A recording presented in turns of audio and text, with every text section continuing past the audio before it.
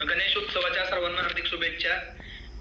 खरं तर आज बऱ्याच दिवसापासून या प्लॅटफॉर्मवर मला निमंत्रण येत होतं की सर तुम्ही एखादा प्रेझेंटेशन घ्या, आणि त्याचा योग आज आला.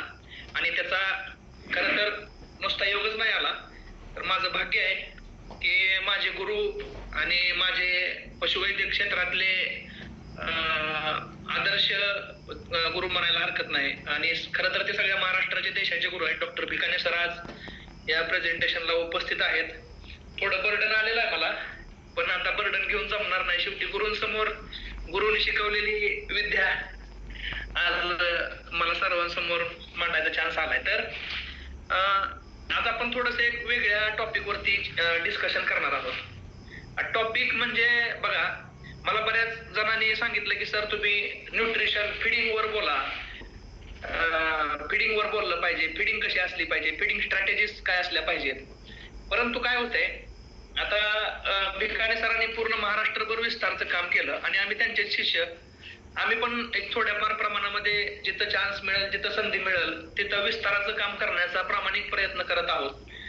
परंतु ज्यावेळेस मी शासकीय सेवेत जॉईन झालो त्यावेळेस माझ्या असं लक्षात आलं की बघा, महाराष्ट्रामध्ये पाठीमागच्या काही वर्षात IDFA प्लॅटफॉर्म वरून असेल किंवा गोविंद डेअरीच्या प्लॅटफॉर्म वरून असेल, आता सध्या पाणी फाउंडेशन आणि मापसूच्या कोलॅबरेटिव्ह प्लॅटफॉर्म वरून असेल, अशा बरेच प्लॅटफॉर्म वरून सध्या महाराष्ट्रामध्ये जनजागृती मोठ्या प्रमाणामध्ये झाली.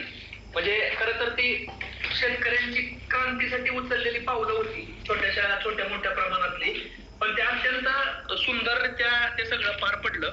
परंतु हे सगळं होत असताना आपला शेतकरी आज ब्रीडिंग मध्ये माहिर झाला. आज ABS सारखे निलेश लगड साहेब असतील, ABS चे जे ग्राउंडवर काम करतात, सतीश कोकनोळे सर असतील, तर ही क्रांती झाली. पण ही क्रांती होत असताना आपण जर थोडं गांभीर्यपूर्वक काही परिस्थितींकडे पाहिलं तर आपल्या लक्षात येईल. मला खेद वाटतो, खेद ह्यासाठी वाटतो, मी स्पष्ट आणि प्रामाणिक बोलणारा माणूस आहे, कोणी राग मानून घेऊ नका. मी अगोदरच माफी मागतो माझा एखादा शब्द लागला तर. आपण आतापर्यंत एक कोरोना नंतर कमीत कमी 500 असे ऑनलाईन सेमिनार वेबिनार आपल्या महाराष्ट्राच्या या भूमीमध्ये वेगवेगळ्या प्लॅटफॉर्मवरून पार पडले, वेगवेगळ्या तज्ञांचे पार पडले. तरी सुद्धा आज आपण कुठेतरी अडकतोय, कुठेतरी आपल्याकडून बारीक चुका होतात. आणि त्या चुका टाळण्यासाठी आज मी जो निवडलेला टॉपिक आहे की न्यूट्रिशनच्या डिफिशियन्सीमुळं किंवा अंडर न्यूट्रिशनमुळं किंवा न्यूट्रिशन प्रॉपर समजलं नसण्यामुळं आपल्या गोठ्यामध्ये 2-3 मेजर प्रॉब्लेम्स होतात. त्या प्रॉब्लेम्सवर मी आज डिस्कस करणार आहे. पण त्याच्या अगोदर एक इथं वाक्य लिहिलंय बघा, हे वाक्य सगळ्यांनी नोट करून ठेवायचंय. Nutrition never comes through a needle. आणि खरं तर मी सगळ्यांची माफी मागतोय, माझ्याकडं कमी वेळ असल्यामुळं मी मराठीमध्ये प्रेझेंटेशन बनवू शकलो नाही. जे काही पॉइंट आहेत थोडेफार इंग्लिश मधले, पण मी तुम्हाला ते व्यवस्थित मराठीतून समजावून सांगेन. प्रेझेंटेशन फक्त मी फोटो टाकलेले आहेत काही कंडिशनचे, आपण व्यवस्थित चर्चा करूयात.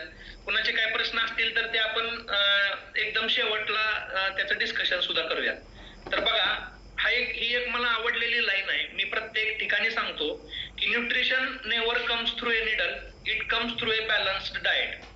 म्हणजे न्यूट्रिशन हे इंजेक्शन मधून येत नाही. न्यूट्रिशन कशातून येतं? न्यूट्रिशन बॅलन्स डाएट मधून येतं. आता what is mean by balance diet? Balance diet काय असलं पाहिजे?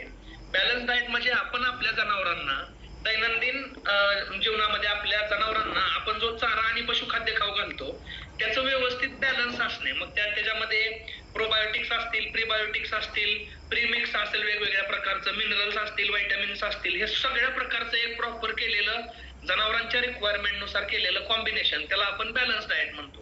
म्हणजे माझा सांगण्या पाठीमागचा हेतू हा आहे की आपण न्यूट्रिशन करतो. ब्रीडिंग जर सक्सेसफुल करायची असेल तर आधी फिडिंगची पायरी आपण पार केली पाहिजे असं आपण म्हणतो. तर न्यूट्रिशन काही इंजेक्शन मधनं येत नाही, लक्षात ठेवा. किंवा एखादी कंडिशन झाल्यानंतर, एखादा आपल्या गोठ्यात आजार झाल्यानंतर डॉक्टरनं येऊन न्यूट्रिशन टोचावं असं न्यूट्रिशन टोचून किंवा न्यूट्रिशन इंजेक्शनच्या सुईमधनं जात नाही. तर त्याच्यावरती आपल्याला व्यवस्थित काम करायचंय. म्हणून ही मला आवडलेली ओळ मी पहिल्यांदाच इथे टाकली होती. तर आता आपण आपल्या मेन आजच्या टॉपिकला सुरुवात करतोय.